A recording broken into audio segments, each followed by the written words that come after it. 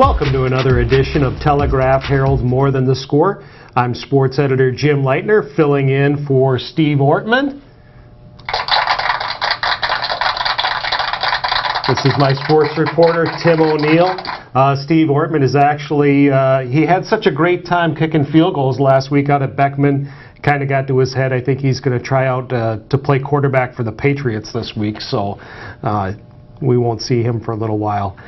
Tim, we're going to talk a little bit about high school football. Big matchup coming up this week, a district matchup between Dubuque Hempstead and Dubuque Senior. Tell me about that, the district implications of that, and who you see playing well this weekend. Well, for the first time in a couple of years, the city game between the Mustangs and the Rams is going to have playoff implications.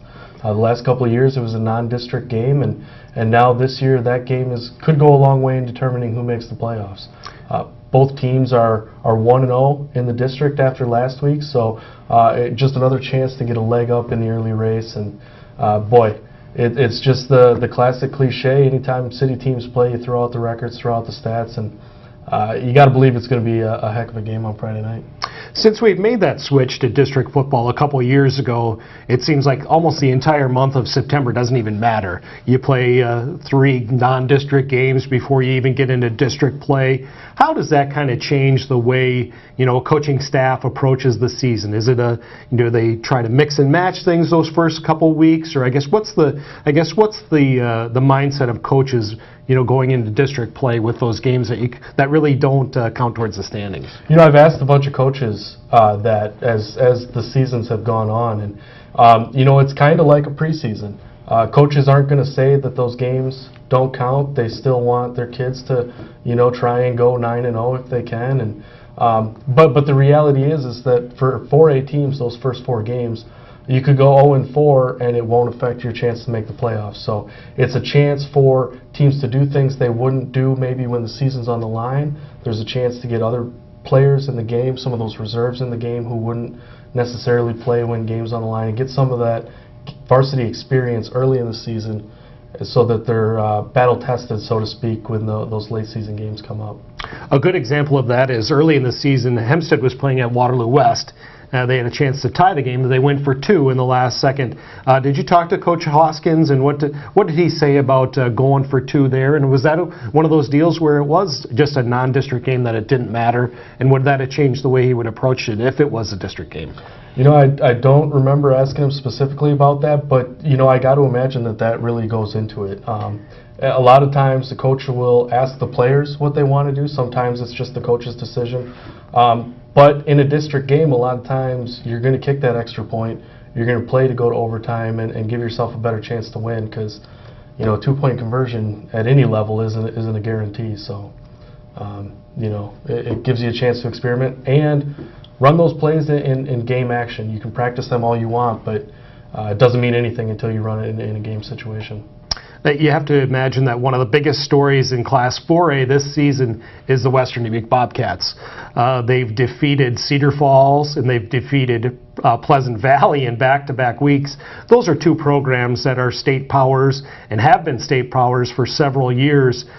What's the vibe out there in Epworth, and what's the vibe out in Western Dubuque County, with the success that the Bobcats have had so far this year? Well, the hashtag out in Western Dubuque County is Year of the Bobcat, and they're proving it on the football field. Their only loss this year was to Waterloo West, which is a very good team, and the Bobcats played them even for most of the first half. It was a couple of big plays at the end of the first half that turned that game in the rain against the Bobcats, but the Bobcats were real close to being undefeated, and those wins against Cedar Falls, it was a win in the Unidome where the state championships is played. It's a venue loaded with tradition.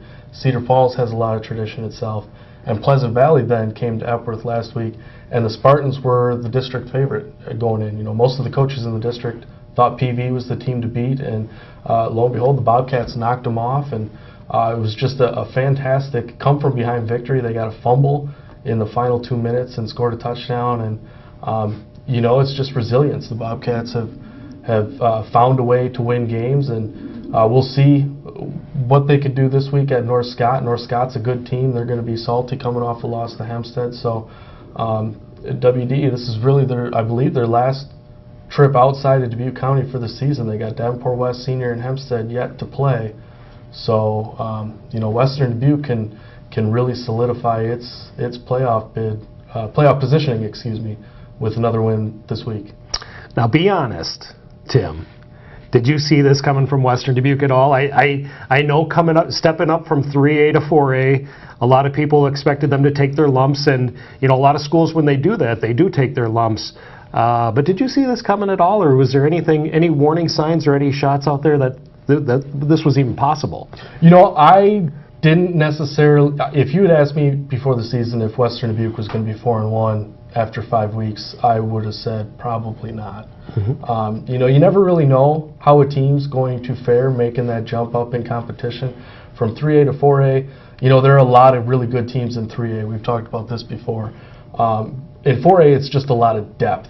A lot of times teams have guys who are just playing on one side of the ball instead of guys playing both ways. So it was hard to see how WD was going to fare against that, just because they don't quite have the student body base of a Hempstead or a Senior or some of those other much bigger schools.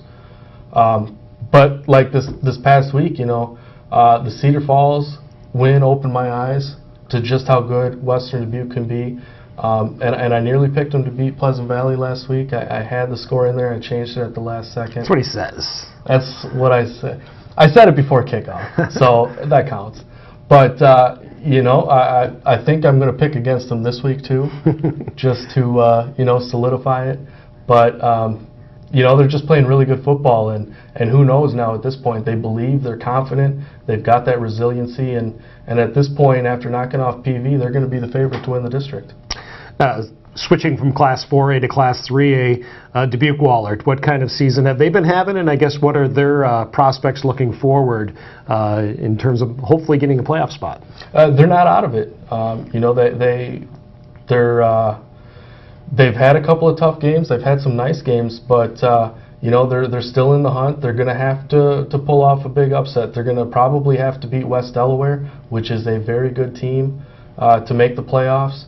The three teams I would rank ahead of them is West Delaware, Davenport, Assumption, and Clear Creek Amana. Assumption and Clear Creek Amana have already beaten the Golden Eagles, so the Wahlert will need some help to jump over those guys, and beating West Delaware would be a start for that. Going across the river into East Dubuque, the Warriors had a big upset, or not necessarily an upset win, but a big come-from-behind weekend last week. I know you got a chance to catch up with Coach Breitbach. Tell me about that game. What happened last week for East Dubuque, and how big of a win was that for them? Well, that was really big for their playoff hopes. East Dubuque is playing in the bigger division of the Northwest Upstate Illini Conference. It's got all the bigger schools, so you got to expect it's going to be a little tougher there. But it was their fourth win, and in Illinois you got to get 5 wins to be playoff eligible, so they're right on the cusp of becoming playoff eligible. They can clinch a playoff spot with 2 more wins, but they were on the cusp of losing that game. They were down 20-6 late in the fourth quarter. They got a fumble, or a blocked punt, and then recovered an onside kick. Scored 2 touchdowns there in the final. It was less than 2 minutes, I believe, a minute 30, right around that area. They scored those final 2 touchdowns, and after they scored the second touchdown, Terry Breitbach called a timeout, called the players back to the sideline, and asked the players, do we want to kick it or do we want to go for 2? And John Breitbach, the quarterback, Terry's son, who had scored both of those touchdowns, said immediately the players all wanted to go for 2. They wanted to get the win, so they went for it. John Breitbach threw a 2-point conversion pass to Joey Quinn, and East Dubuque came away with a victory that really, one more win, and East Dubuque's got a chance to make the playoffs. So just a really nice win for East Dubuque with a tough schedule coming up. It's hard to believe the football season, it seems like it always moves so quickly. We're already past the halfway point of the season. Tell me about how fast this season has gone, and if any expectations that have been kind of blown out of the water for you, or I guess what have you noticed so far as we've already passed the halfway point of the season? Well, we talked about it the other day when you asked me how many games there were. I was shocked to tell you that it was week 6. I mean, it seems like week 3 or 4. It just goes by so fast.